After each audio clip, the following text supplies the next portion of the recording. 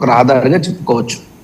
లడ్డు వ్యవహారం మీద CBI 6 report లో జంతు కొవ్వు, పశువుల కొవ్వు లేదా ఫిష్ ఆయిల్ అటువంటిది ఏమీ లేదు, పోర్క్ ఫ్యాట్ గానీ అవి లేవని చెప్పి ఆధారాలతో వచ్చిన తర్వాత దాన్ని మేము ఇది వాస్తవం, ఎన్నాళ్ళు దుష్ప్రచారం చేశారు అని చెప్పి మేము రాష్ట్ర వ్యాప్తంగా కూడా పాప పరిహార పూజలు చేయాలి అనేటువంటి దీన్ని తీసుకుని స్టేట్ వైడ్ మేము ఈ కార్యక్రమాన్ని ఈరోజు చేయటం జరిగింది. మీరు ఈ రోజు అంబటి రాంబాబు గారు మాట్లాడారు, తదనంతరం జరిగినటువంటి దాడి వ్యవహారం ఒకటే చూస్తున్నారు. కానీ నిన్న బొమ్మన కరుణాకర్ రెడ్డి గారు ఏదో హోమం పెట్టుకుంటే అక్కడికి వెళ్ళి దాడి చేశారు. విడదల రజనీ గారు ఎక్కడికో వెళ్తుంటే ఇదే కార్యక్రమం మీద ఆవిడ మీద దాడి చేశారు. అసలు ఫ్లెక్సీలు కట్టమని చెప్పింది ఎవరు? రెచ్చగొట్టమని చెప్పింది ఎవరు? ఎవరో ఫ్లెక్సీలు కట్టినోళ్ళు. ఆ ఫ్లెక్సీ కట్టినోడు తలా తోక ఏమైనా ఉందా? ఎవరు కేర్ ఆఫ్ ఫ్లెక్సీ కట్టింది? ఓకే, తలా తోక లేని ఫ్లెక్సీలు తొలగించకుండా ఎందుకు పోలీస్ డిపార్ట్మెంట్ ఉంది? ఫ్లెక్సీలు కట్టినప్పుడు పోలీస్ డిపార్ట్మెంట్ తెలీదా శాంతి భద్రతలు రైజ్ అవుతాయని చెప్పి? నిన్న అర్ధరాత్రి 1 గంట సమయంలో హిందూపురం సంబంధించినటువంటి మా పార్టీ కోఆర్డినేటర్ ఇంటికి రాత్రి 1 గంటకు ఒక మహిళ ఇంటికి పోయి ఏదో నోటీస్ ఇచ్చే కార్యక్రమం చేసిన పోలీస్ డిపార్ట్మెంట్ అంతగా పనిచేసినటువంటి ప్రివెంటివ్ అరెస్ట్ లో లేకపోతే prevention is better than cure అనే పద్ధతిలో వైఎస్ఆర్ కాంగ్రెస్ పార్టీ మీద పనిచేసే పోలీస్ డిపార్ట్మెంట్ ఈ రకమైనటువంటి ఫ్లెక్సీ ఇష్యూలు ఎందుకు అలసత్వం చేశారు? సరే, రాంబాబు గారు వెళ్ళారు.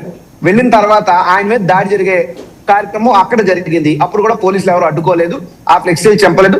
సరే, రాంబాబు గారిని వాళ్ళు తిట్టారు, తిరిగి రాంబాబు గారు వాళ్ళని తిట్టారు. అది రాంబాబు గారే మీడియా ముఖంగా కూడా చెప్పారు. అయితే ఇక్కడ ఏంటంటే రాంబాబు గారు నోటి దగ్గర మైక్ పెట్టడం వల్ల అది క్లియర్ గా రికార్డ్ అయింది. అవతల దగ్గర మైకులు లేవు కాబట్టి అక్కడ రికార్డు కాలేదు. At the same time Rambabu గారు చాలా క్లియర్ గా చెప్పారు, నేను మనిషినే కాబట్టి నేను అన్నాను, కానీ నేను అన్నది చంద్రబాబు నాయుడు గారిని కాదు, నన్ను తిట్టారు, నేను తిరిగి తిట్టాను. అయినా సరే వాళ్ళ గడ్డి తిన్నారని నేను గడ్డి తినకుండా ఉండాల్సింది, నేను ఆ రకమైనటువంటి భాష మాట్లాడకుండా ఉండాల్సింది అని నేను పశ్చాత్తాపడ్డాను. కాబట్టి మీడియా ముందుకు వచ్చి చెప్తున్నాను, నేను అటువంటి మాటలు మాట్లాడకుండా ఉండాల్సి, అది నా మదన పడ్డానని చెప్పి కూడా ఆయన చెప్పారు. అయితే ఇక్కడ రాంబాబు గారు అన్నటువంటి మాటలనే కాదు సార్, ఈ రాష్ట్రంలో జరిగినటువంటి దుర్మార్గమైనటువంటి దాడులు, యత్నాలు, హత్యాకాండకు సంబంధించినటువంటి అంశాలు కూడా మనం మాట్లాడుకోవాలి. ఏ విధంగా రాంబాబు గారు ఇంట్లో ఉన్నారు ఆ సమయంలో దాడి జరిగినప్పుడు? వారి భార్య, వారి కూతురో లేదా వారి మనవలో, చిన్నపిల్లలు అందరూ కూడా ఉన్నారని అంటున్నారు. ఆ రకమైనటువంటి దాడి, పైగా ఆ గల్లా ఎవరైతే శాసనసభ్యురాలు ఉన్నారో గల్లా మాధవి అన్న ఆవిడ నేతృత్వంలో, ఆవిడ సమక్షంలో అక్కడ దాడులు జరుగుతుంటే పోలీస్ డిపార్ట్మెంట్ ఏం చేయాలి?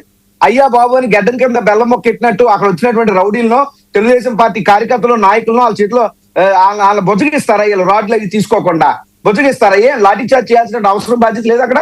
కనీసం వాళ్ళని కంట్రోల్ చేయొద్దు. సో ఇక్కడ ఖచ్చితంగా ఇది చాలా నెరేటివ్ గా, అద్భుతంగా ఒక హత్యాకాండకి, అంటే బై గాడ్స్ గ్రేస్ ఈ రోజు అంబటి రాంబాబు గారు తప్పించుకున్నారు. కానీ లేదా ఖచ్చితంగా అంబటి రాంబాబు గారు అనే వ్యక్తిని భౌతికంగా అంతమొందించాలనేటువంటి ప్లానే వేశారు. అంతమొందిస్తే ఖచ్చితంగా ఇంకా అద్భుతంగా టాపిక్ అనేది డైవర్ట్ అయిపోద్ది అనేటువంటి ఆలోచనలోనే చేశారు. అదృష్టవశాత్తు అంబటి రాంబాబు గారు ఏదో ప్రాణాలతో బయటపడ్డారు తప్పితే లేదంటే లేదు.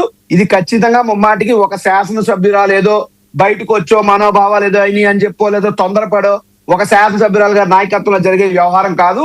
ఒక మాజీ మంత్రిని, ఒక ప్రముఖ నాయకుడిని ఈ విధమైనటువంటి, అది ఖచ్చితంగా అంబటి రాంబాబు గారు దొరుకుంటే చంపేసేవారు, అందులో డౌట్ ఏం లేదు. ఎందుకంటే ఆ దాడి చూసినా, ధ్వంసం చేసినటువంటి విధానం చూసినా, కారుని నుజ్జు చేసేసి ఇంట్లో అంతా ఫర్నిచర్, ఇది కొత్త కాదు. సరే, అంబటి రాంబాబు గారు ఏదో మాట్లాడారు, మీ భావోభావాలు దెబ్బతిన్నాయి అన్నారు. మరి ఒక మహిళ అండి, హిందూపురం నియోజకవర్గం చెందిన మా పార్టీ సమన్వయకర్త, ఆవిడేం చేసిందంటే ఆవిడ ఆఫీసులో ఆ విధంగా ధ్వంసం చేశారు, ఆ విధంగా దాడులు చేశారు. రాజకీయాల్లో నేను ఆ పార్టీ లేదు, ఈ పార్టీ లేదు, ఎవరు చేసినా తప్పనే చెప్తాను. ఖచ్చితంగా న్యాయ విద్య అభ్యసించిన విద్యార్థిగా కానీ, లేకపోతే ఒక అడ్వకేట్ వృత్తిలో ఉన్న వ్యక్తిగా కానీ చట్టాన్ని గౌరవించాల్సిన బాధ్యత మన మీద ఉంది.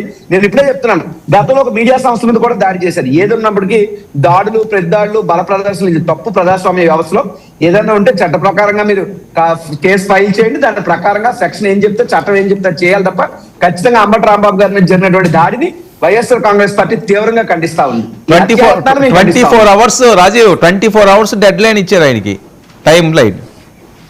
క్షమాపణ చెప్పకపోతే తీవ్ర పరిణామాలు ఎదుర్కొంటారు అని పిల్లి మాణిక్యాలరావు గారు అవనియండి, లేదా గాది వెంకటేశ్వరరావు గారిని, వీళ్ళందరూ వీడియోలోని. సార్, ఫోన్ 24 గంటలు కాదు, ఇంకో 24 గంటలు ఇవ్వాలండి. Let them wait for 48 hours. Ambati Rambabu గారు క్షమాపణ చెప్పరు. ఎందుకంటే చేయలేని తప్పకి ఎవరు చెప్తారు? ఆయన చంద్రబాబు నాయుడు గారు నేను అనలేదు మొర్రో అంటున్నాడు కదా. ఆయన తిట్టిన వాళ్ళందరితోని కూడా అంబటి రాంబాబు గారు ఇంటి ముందుకు వచ్చి క్షమాపణ చెప్పమని చెప్పండి, అప్పుడు అంబటి రాంబాబు గారు చెప్పలేదో ఆలోచిస్తారు. అంబటి రాంబాబు గారి మీద దాడి చేసిన వాళ్ళందరినీ కూడా వచ్చి చెప్పమని చెప్పండి, లేదా వాళ్ళ ఇళ్ళన్నీ కూడా ఇలాగే బద్దలు కొట్టించుకోమని వెళ్ళి అప్పుడు మాట్లాడతారు. ఇవన్నీ ఏంటి సార్? ఓ పక్క మీరు చేసేటటువంటి హత్యాకాండలు, మీరు చేసేటువంటి హత్య రాజకీయాలు మీరు చేసేస్తూ ఇంకో పక్క మాట్లాడితే ఇది సమంజసమా? ఆ చూడండి, మీ విజువల్స్ లో కనబడట్లేదా? అంత ఘోరంగా ధ్వంసం చేస్తారా? అంత ఘోరంగా దాడులు చేస్తారా? ఇంట్లో కవర్ వేసున్న కార్లు కూడా కవర్లు తీసి కోలకొండీలు అవి ఇవి కలిపేసి అంతంత ధ్వంసం చేసేస్తే చూడండి ఎంతెంత ఐటమ్స్ ఎత్తుతున్నారో చూడండి. అవన్నీ నిజంగా ఒక మనిషి మీద పడితే మనిషి ఉంటాడు ఆ స్పాట్ లో చచ్చిపోడు.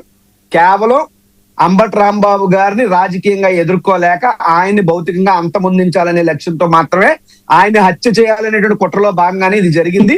భవిష్యత్తులో కూడా ఖచ్చితంగా ఆయన మీద దాడులు చేస్తారనే అనుమానం మాకుంది. మేము అందుకే గౌరవ డీజీపీ గారికి, పోలీస్ శాఖ వారికి కోరుతా ఉన్నాం, ఖచ్చితంగా ఆయనకి ప్రొటెక్షన్ ఇవ్వండి.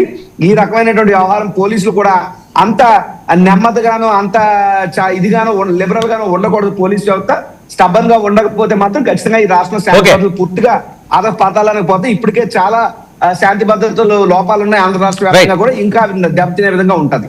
Okay right. వంశీ, వర్మ గారు, ఏంటి ఆంధ్రప్రదేశ్లో అసలు ఏం జరుగుతుంది? అంబటి గారిని మర్డర్ ప్లాన్ చేసే స్కెచ్ వేస్తున్నారా ఆయనకి భయపడి? అసలు గుంటూరులో జరుగుతున్న అంశం, గతంలో మీ కార్యాలయాల మీద దాడి చేసినప్పుడు మీరు చాలా ఆవేదన వ్యక్తం చేశారు, దుర్మార్గం అన్నారు, అరాచకం అన్నారు. ఈరోజు అంబటి గారి ఇంటి దగ్గర కూడా అదే మీరు చేయిస్తున్నారు. మీ ప్రభుత్వంలో ఉండి కట్టడి చేయలేకపోతున్నారు. ఆయన ఇంట్లోనే ఉన్నారట, ఒక హై టెన్షన్ ఏర్పడుతుంది. ఆ నేపథ్యంలో ఇప్పుడు ఆ ఇంట్లో ఎవరున్నారో, పిల్లలు ఉన్నారో, పెద్దవాళ్ళు ఉన్నారో, ముసళ్ళు ఉన్నారో ఏం అర్థం కాని పరిస్థితి. ఆయనకి కూడా వయసు ఎక్కువ ఉండే వ్యక్తే. సో అలాంటి నేపథ్యంలో తప్పు చేస్తే అది వేరే అంశం, వేరే రకంగా మీరు ఎలాంటి నిర్ణయం తీసుకున్నా, పోలీస్ శాఖ ఎలాంటి నిర్ణయం తీసుకున్నా, లేకపోతే ఎటువంటి సెక్షన్లు విధించినా అది వేరే విషయం. కానీ ఈ రకంగా దాడులు చేయడం ఇలాంటివి మీరు చెప్పి గతంలో ఇలా ఇంత దుర్మార్గం చేస్తారని మీరే అది పురుగొలుపుతున్నారు. ఆయన అసలు చంపేయడానికే ప్లాన్ చేస్తున్నారు. ఆయన గట్టిగా మాట్లాడుతున్నారు కాబట్టి మీ కంట్లో నలుసులాగా ఆయన తయారయ్యారు.